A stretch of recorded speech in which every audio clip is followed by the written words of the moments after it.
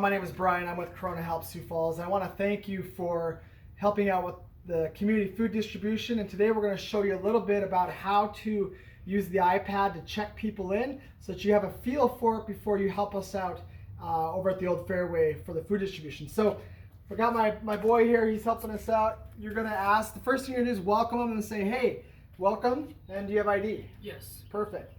He's going to give you an ID, and it doesn't have to be a driver's license. It can be a state-issued ID, it could be a passport, could be a helpline center card. Every now and again, someone's not going to have an ID, and while we ask for the ID, if there isn't an ID, you can certainly run them through if they haven't, or if they've been registered and haven't been here before. Next, we're going to kind of show you the iPad, and you've got two sections where you're working. The first is food distribution volunteer eligibility verification. So I'm going to take that ID. I'm going to start by typing in the person's last name. And for this one, we're using John Doe. And you're going to see John Doe and the address, and you're going to see a green mark by him. So that means that he is good to go. I'm going to give the ID back to my son. Most of the time, you're just going to have the recipient hold the ID because you don't want to be passing the ID back and forth. Then I'm going to say, hey, has anything changed? Nope.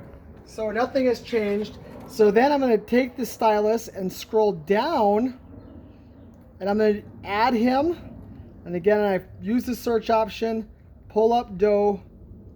Okay, make sure I correct or choose the right one.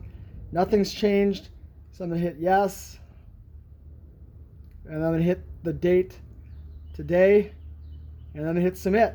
And then John Doe is good to go. You're going to take a marker that looks like this. You're going to put a number 1 on the upper right of the passenger side of the windshield, and that's going to help the food people know how much food that he's supposed to get. Now, pause it. Go. All right, now let's pretend that this driver had the name Darla Dose, 5903 West Owl. You can see the red marking by her name. That means that she or that household is not eligible for food. So instead of the 1 on that windshield, you're going to put an X. And an X tells the Feeding South Dakota people that that car is not supposed to get food. Now, sometimes people are going to argue that a little bit, or they say, no, if you have a problem or a question, that's where you come find me or come find one of the Feeding South Dakota people, and we'll kind of walk them through that process. Sometimes there might be, 2 adults or 2 households in the car, and so then you're going to check them both in. Once you've checked them both in using that process, you're going to put a 2 on the passenger side windshield. Now, let's pretend that this driver isn't registered. Okay, he's like, yeah, I think I'm registered. We try to find him. He's not registered. Then we go over to the second tab, Sioux Falls Food Distribution. If you take the stylus and scroll down, I've got to refresh mine, which you will do every time you enter someone in. You start with the sign up here, and then you're just going to ask them all these questions. If they're holding their ID there, you can get all that information from their ID, except for the phone number. You ask them for the phone number. Then you have some questions about their household, and then they need to self-verify the income information.